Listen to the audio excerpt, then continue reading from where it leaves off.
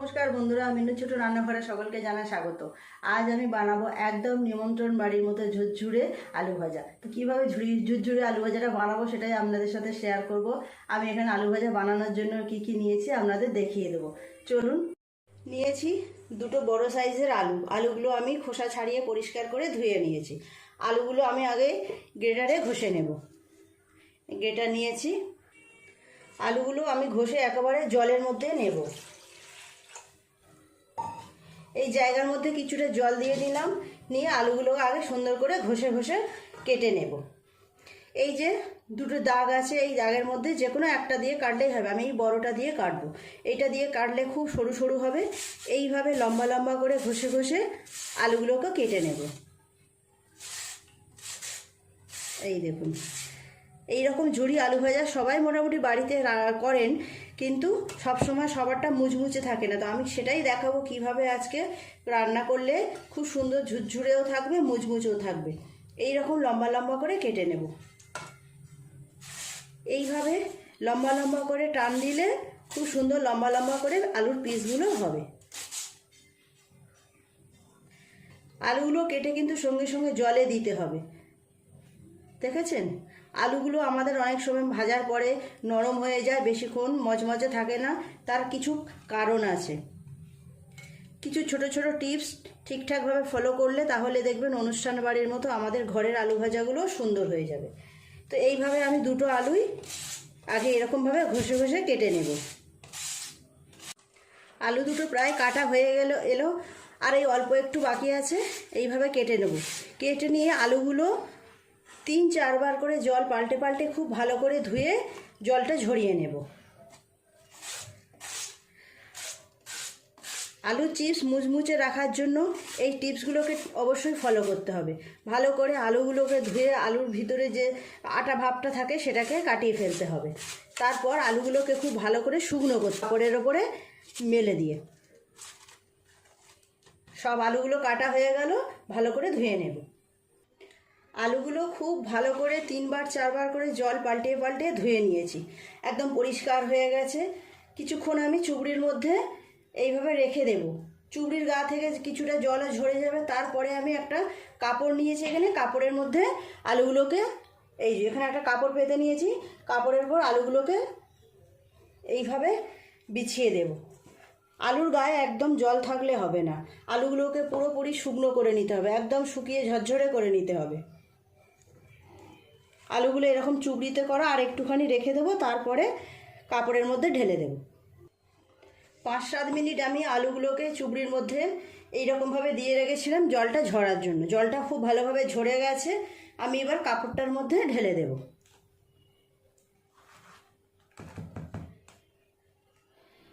এই কাপড়ের মধ্যে ঢেলে দিলাম। এবার এইভাবে ছড়িয়ে দিয়ে কিছুক্ষণ রেখে দেবো। আলুর গায়ে যেটুকু জল লেগে আছে সেই জলটুকুও শুকিয়ে যাবে। আলুর গায়ে জল থাকলে আলু কিন্তু মুচমুচে থাকবে না, নরম হয়ে যাবে ভাজার পরে। এইভাবে মিনিট 5 রেখে দেবো, তারপরে আলুগুলোকে ভাজা করব। বন্ধুরা, বেশ কিছুক্ষণ আমি আলুগুলোকে এইভাবে অন্য একটা কাপড়ের মধ্যে আবার এইভাবে মেলে দিয়ে দিয়েছিলাম। কাপড়টা পুরো ভিজে গিয়েছিল আগেরটা, সেই জন্য আবার আরেকটা কাপড়ের উপরে এইভাবে মেলে দিয়েছি। এইবার আমি আলুগুলোকে ভাজা করে নেব। কড়ায় তেল চাপিয়ে দিয়েছি। কড়াও গরম হবে, তেলও গরম হবে একসাথে, সময়টা একটু বাঁচবে। আলুগুলো দেখেছেন একদম ঝরঝরে হয়ে শুকিয়ে গেছে। পিস দেখুন কত সুন্দর লম্বা লম্বা পিস হয়েছে।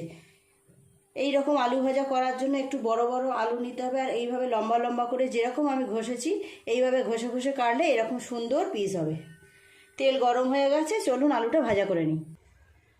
তেল বেশ গরম হয়ে গেছে, এবার দিয়ে দেব আলু। কিছুটা আলু আমি দিয়ে দিলাম। আলুটা দেওয়ার আগে তেলটা কিন্তু খুব ভালো করে গরম করে নিতে হবে।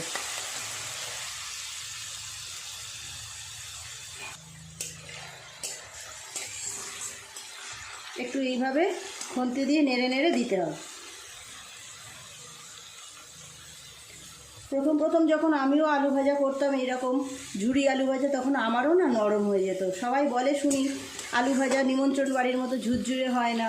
তো আমারও ওই রকমই প্রথম হতো। তারপরে এই সব টিপসগুলো ফলো করে করে ভালো করে আলুগুলোকে ধুয়ে নিতে হয়, এইভাবে ভালো করে শুকনো করে নিতে হয়।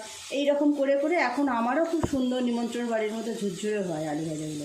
আমি 2টো আলু কেটেছি, যার যেমন পরিমাণ আলু ভাজার দরকার হবে সে সেই রকমভাবে আলু নেবে।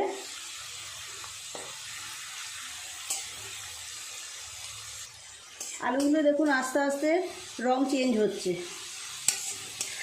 আর একটু সময় লাগবে ভাজা হতে। আলুগুলো প্রায় ভাজা হয়ে এসেছে, এবার তুলে নেব। এই ঝাঁঝরি নিয়েছি, ঝাঁঝরি দিয়ে এইভাবে তেলগুলোকে ঝরিয়ে ঝরিয়ে তুলে নেব। তুলে আমি একটা কাগজের ওপরে এইভাবে দিয়ে দেব। আলুর গায়ে যে বাড়তি তেলটা লেগে থাকবে সেটাও টেনে নেবে কাগজে। এইভাবে বাকি যে আলুগুলো আছে সেগুলো সব ভাজা করে নেব। বাকি আলুগুলো আমি এইভাবে ভেজে নিচ্ছি। আমি কিন্তু এখন আলু ভাজার মধ্যে নুন দিইনি, এখন নুন দিলেই আলু ভাজাগুলো নরম হয়ে যাবে। নুনটা আমি পরে দেব। আর একটু ভাজা হলে এগুলো হয়ে যাবে। সব আলুগুলোই ভাজা হয়ে গেল। নিমন্ত্রণ বাড়ির আলু এইরকম ঝুরি আলু ভাজায় দেখবেন একটু বাদাম ভাজা দেয় আর কারি পাতা দেয়। আমি একটু বাদাম আর কারি পাতাও ভাজা করে নেব। দিয়ে দেব কিছু বাদাম। বাদামগুলো ভাজা হয়ে গেছে, তুলে নেব।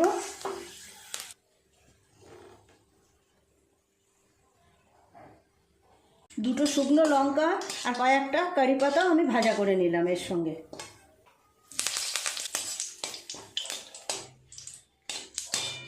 সব কিছু ভাজা হয়ে গেছে, তুলে নেব। এই দেখুন কেমন দেখতে লাগছে, পুরো কাগজটা ভিজে গেছে। আমি অন্য একটা জায়গায় তুলে আপনাদের দেখাচ্ছি। আলু ভাজাগুলো, বাদাম ভাজা, কারি পাতা সব তো ভাজা হয়ে গেল। আমি আলু ভাজা যে নুনটা দেব, নুনটা আমি একটুখানি এরকম শুকনো চাটুর মধ্যে গরম করে নিচ্ছি। নুনটা গরম হয়ে গেছে, দিয়ে দেব অল্প একটু হলুদ গুঁড়ো আর দেব অল্প একটু লঙ্কা গুঁড়ো। এটা অপশনাল, দিলে বেশি টেস্ট হবে আলু ভাজাটা, সেই জন্য আমি দিলাম। হয়ে গেছে, গ্যাস অফ করে নামিয়ে নেব। চলুন আপনাদের অন্য জায়গায় আলু ভাজাটা তুলে দেখাই। এই দেখুন কেমন দেখতে লাগছে আলু ভাজাটা। আমি অন্য একটা প্লেটের উপরে আলুগুলোকে তুলে নেব।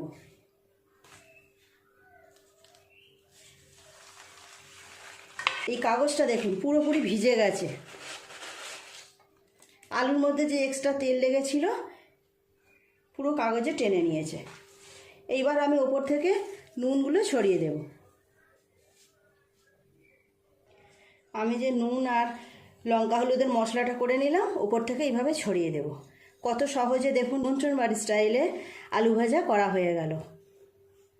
আপনারাও যখন বাড়িতে এইরকম আলু ভাজা করবেন, ঝুরি আলু ভাজা, তখন অবশ্যই এই রকমভাবে নুনটাকে একটু আলাদাভাবে ভেজে নিয়ে দেবেন, তাহলে আরও সুন্দর টেস্ট হবে। এবার ওপর থেকে কারি পাতা ভাজা আর শুকনো লঙ্কা ছড়িয়ে দেব। কারি পাতাগুলো একটু ভেঙে ভেঙে দেব। এই ঝুরি আলু ভাজা আপনারা যে কোনো কিছুর সাথে খেতে পারবেন। মাছের মাথা দিয়ে মুগের ডাল বলুন, সবজি ডাল বলুন, যে কোনো কিছুর সঙ্গে। শুধু মুসুর ডালের সাথেও খেতে খুব ভালো লাগবে। লঙ্কা ভাজা আর এই বাদাম ভাজা, নুনও দিয়ে দিলাম। বন্ধুরা দেখুন কেমন দেখতে লাগছে, কত সুন্দর মুচমুচে হয়েছে দেখুন। এই দেখুন কি সুন্দর মুচমুচ করে আওয়াজ হচ্ছে, একদম গুঁড়ো গুঁড়ো হয়ে যাচ্ছে, দারুণ লাগবে খেতে। এই আলু ভাজাটা আপনারা 2-3 দিন পর্যন্ত এয়ারটাইট কন্টেনারেও রেখে দিতে পারেন, খুব ভালো থাকবে, বা প্লাস্টিকেও রেখে দিলে খুব ভালো থাকবে। কেমন দেখতে লাগছে বন্ধুরা, আজকের রেসিপিটা কেমন লাগলো কমেন্ট করে জানাবেন। যদি ভালো লেগে থাকে তাহলে একটা লাইক করে দেবেন। আমার চ্যানেলটি সাবস্ক্রাইব করে পাশের বেল ঘন্টিটা ক্লিক করে দেবেন, তাহলে যখনই আমি নতুন কোনো ভিডিও আপলোড করব তার সাথে সাথে সবার আগে আপনার নোটিফিকেশনে পৌঁছে যাবে। সবাই খুব ভালো থাকবেন, দেখা হচ্ছে পরের দিন নতুন কোনো ভিডিওর সাথে। নমস্কার।